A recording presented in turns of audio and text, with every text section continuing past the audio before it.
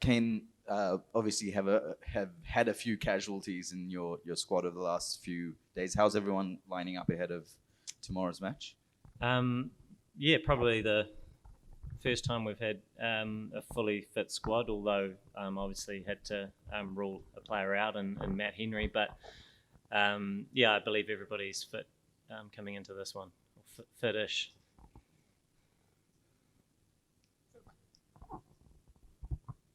Hi, Kane. Obviously, a lot of permutations and combinations going ahead, with rain also predicted. So, what's the conversation in the camp like?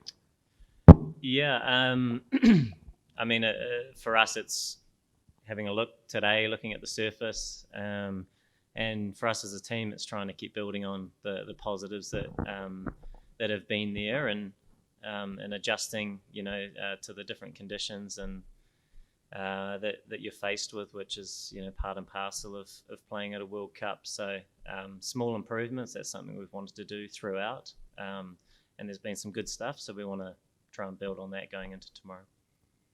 Hi, Ken. As we know, it's a very important fixture tomorrow in terms of qualification. Looking at the weather, is there any sort of tension or pressure within the team? Having won first 4 matches and losing 4 matches, then is there any sort of pressure within the team? I mean, you naturally want to win as many as you can, and we did start off well in terms of those results, but there were also some really close games and ones that we lost, and so I think if we look at the cricket on a whole, there has been a lot of good cricket, and we've seen a lot of teams here playing really good cricket, and coming into it, we knew that anybody can beat anybody, and we've certainly seen that. There's been so many. Every team's won a few, and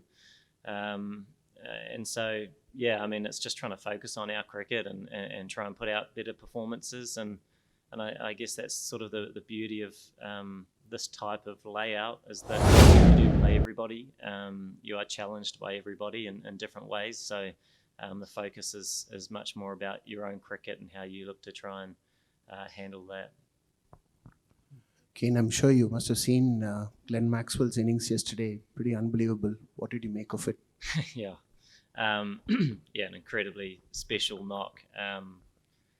Yeah, not just obviously the run specifically, but the situation, and he was clearly struggling physically, and to be able to pull that off in a partnership with Pat Cummins is, without a doubt, one of the great World Cup victories for Australia, and probably for any team to witness. So, and at the same time, a tough one for Afghanistan, who have been excellent, and probably won sort of 80-90% of that game. And as we know, in white ball cricket, it can change quickly, and that was an amazing example of that, and a special knock to watch. So, this is regarding the spirit of the game. We saw what happened to Agnello Matthews and also Maxwell. Do you think that it's quite inhuman? Of course, it is not in your domain. It is in the domain of the ICC. Is it an inhuman law that a runner is not provided to Glenn Maxwell? Because there was no chance of him misusing this law or clause, whatever it is. Oh, so you're wondering whether there should be runners in the... The earlier they were runners. So don't you think it is very kind of a inhuman or spirit of the game it affects? Yeah, I haven't actually thought too much about that, and I don't sort of believe it's been too much of an issue, over the years that we have been playing without runners, and it certainly made Glenn flick a switch in a way that was quite special. Yeah, I mean, it's not something that I guess I can really speak to, except for that, perhaps you see the odd case where it might be required, but ultimately, by and large, it's not really been an issue, I don't think.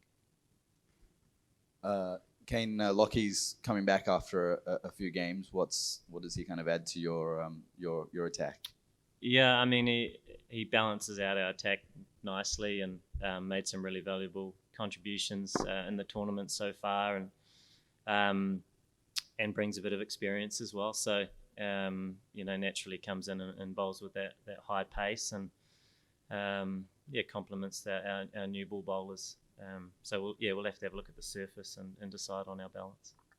And just staying with the fast bowling, Trent, I mean, obviously the New Zealand have had a really good history of doing well with the new ball, but in this tournament, it hasn't quite clicked for you in all the matches. How do you feel, Bolt is still there. How do you feel about that phase of the game? And what do you think has kind of gone wrong for you at times during the course of the tournament?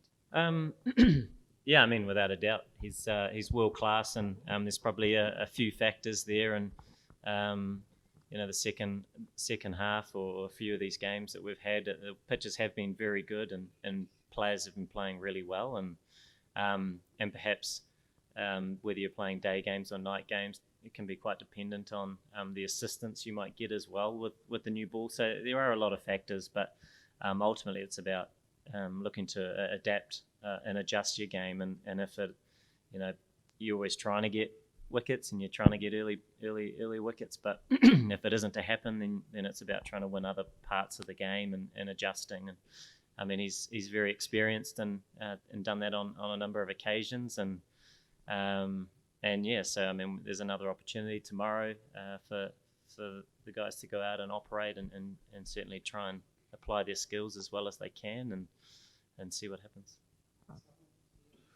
Kane, the Chinnaswamy ground is a notoriously high-scoring ground. Even 400 the last time was not enough. So how do you sort of reconcile what a good score is here when even 400 may not be enough? Yeah, I mean, it's interesting. Obviously, it took something quite special to chase that, albeit a shortened version of chasing 400, but still a really special knock to get across the line. But you're right, usually it does have quite high scoring games. But we'll still have to very much see what the pitch is like. There's been a lot of weather around, and it could look different tomorrow. So we'll just have to play what's in front of us and focus on our skills as a batting and bowling unit, whether that's looking to be aggressive or trying to handle some death overs as well as we can, or with the bat assess conditions and try and do the job and build those partnerships. So yeah, we'll just have to keep adjusting to what's in front of us and looking to try and win certain parts of the game that can have a big difference, because naturally with high scoring games there's perhaps slightly higher risk cricket and there might be some opportunities, despite not seeing those the other day when we did have a large score on the board. But yeah, that's cricket. Kane, a word on Rachin Ravindra's performance at this World Cup. How surprised or not surprised have you been with his batting exploits? And do you see him having a role with the ball at any point tomorrow if the need arises? Yeah. A word on Rachin's World Cup. Yeah. Incredible. Look, clearly an amazing talent and sort of just entered the side in the international arena, and to walk into a World Cup, and not just any World Cup, but here in India, and in a lot of ways, come into a role that perhaps when he's had exposure in our team, he hasn't played in that opening sort of top order spot, and do what he's done is amazing, and we sort of knew the talent was there, but to come out and repeat and be one of the players of the tournament so far, because not only with the bat, but he's also making really valuable contributions with the ball. Very, very special player, and great that he's on our side. Yeah. Kane, one eye on the sky and a lot of maths to be worked out. How do you all as a team mentally prepare for a game like this? Yeah, I mean, there's lots of things that we can't control, and the weather is one of those. So, you mentioned that there might be some of it. There may be a thought in the back of your mind, but at the end of the day, our focus will be on the cricket that we want to play, and trying to put all our focus and energy into that. We know that gives us the best chance of putting out a good performance, and so that'll be what we try and do. Ken, you were in a similar position, I think, in 2019 at the end of the kind of league stage, trying to get into that semi-final lot. Have been to 2 knockout stages before in World Cups, and have a lot of the same players involved in this campaign as well. Is there kind of a sense that at this stage, at the kind of crunch end of the World Cup, there's a bit of know-how in the New Zealand camp, or there's a little bit of confidence having done it a couple of times before, having been in similar situations? Yeah, I mean, I suppose guys have had some of those experiences, but it's another game on another day, and 4 years later. So the focus is here and now, and on the conditions and how we want to adjust, and the cricket that we want to play. And I think that is the most important thing. I mean, you have 9 pool games; they're all as important as each other, and so it's very difficult to try and sort of target which game means what. It's just every game means something similar, and so the focus has to come back to us as a team and the cricket that we want to play. So that's what we'll be trying to do, as we've been trying to do throughout this competition, and try and make those small improvements like I mentioned. Thanks everyone. Cheers. Thanks, Kane.